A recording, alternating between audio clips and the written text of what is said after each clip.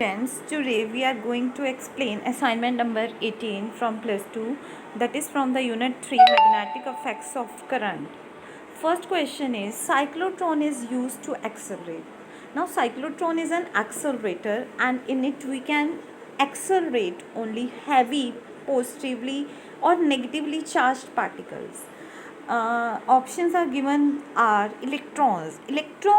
Cannot be accelerated in cyclotron because electron is very light particle and it is very difficult for cyclotron to control such a light particle. Neutrons cannot be accelerated because neutrons are uncharged particle. So the option is C, that is positive ions can be accelerated in the cyclotron. What is the value of Bohr magneton?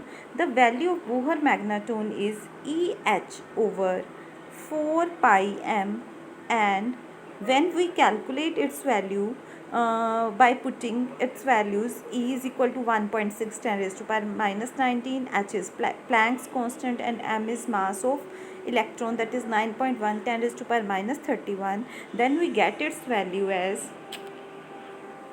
9.27 10 raised to power minus 24 joule per Tesla.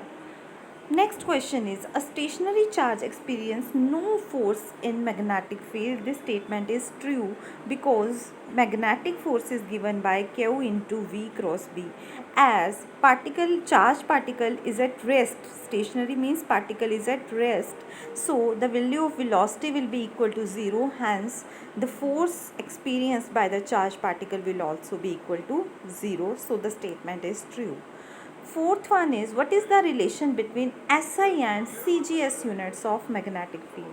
The SI unit of magnetic field is Tesla and CGS unit of magnetic field is Gauss. The value of Tesla is 10 raised to power 4 Gauss. We can check it from here. 1 Tesla is 10 raised to power 4 Gauss. Fifth question is, what is the nature of force between two parallel current carrying wires carrying current in same direction?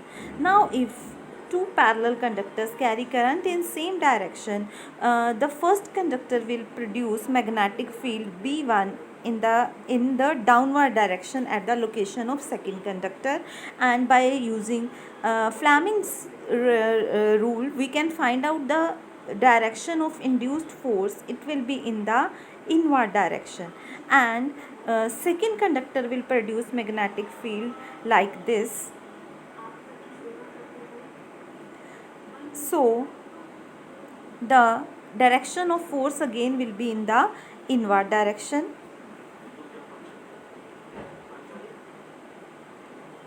and hence these forces are in inward direction. These attract other conductor and the force will be attractive in nature. So the answer is attractive in nature. Next is, what is the principle of moving coil galvanometer? Moving coil galvanometer, basically a galvanometer which is used to measure very small currents.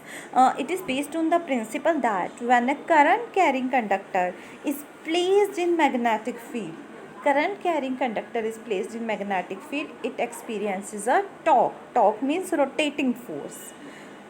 Next we get, what is a shunt? What is its unit? Shunt is basically a small resistance connected in parallel to a circuit. Any circuit is like galvanometer, we apply small resistance as its unit will be same as resistance, that is ohm. What are the two limitations of cyclotron? As we have already studied above, cyclotron cannot be used to accelerate electrons. It cannot be used to accelerate neutron. These are the two basic limitations of cyclotron. What is current sensitivity? What is its unit? Current sensitivity is basically, it is measured in moving coil galvanometer. It is the deflection produced in the galvanometer on passing per unit current. What is the basic function of galvanometer? Is to measure small currents. So how much the needle deflection produced in the needle of galvanometer when a unit current is passed is known as the current sensitivity. Greater the deflection, greater will be the current sensitivity. So its unit will be equal to radian per ampere. What is the work done by magnetic field on moving charge and why?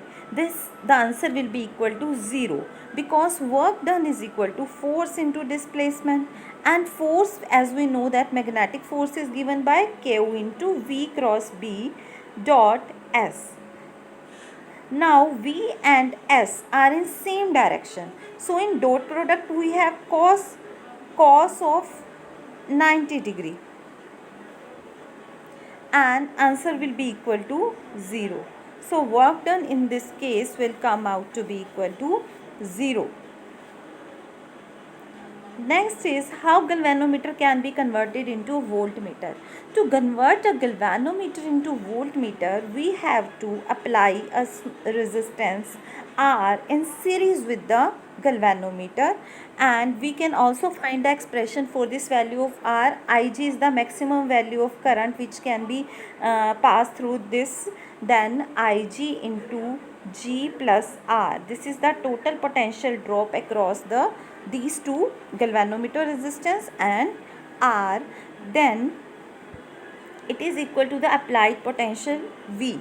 Now from here we can find out the value of R, that is equal to V over Ig. This Ig will go here, minus G.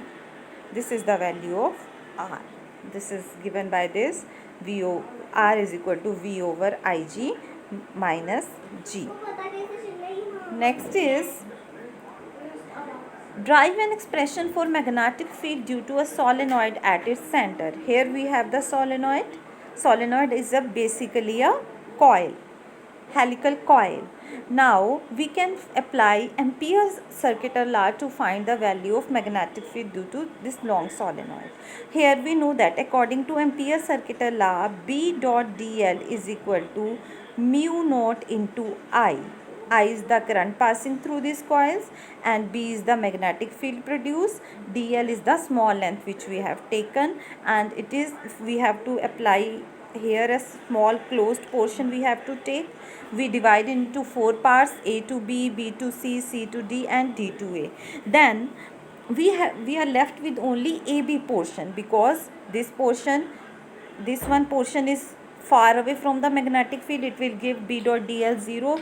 These two are perpendicular to the length. These also give value 0. We are left with B into L, which is equal to mu naught I. Now the number of turns per unit length is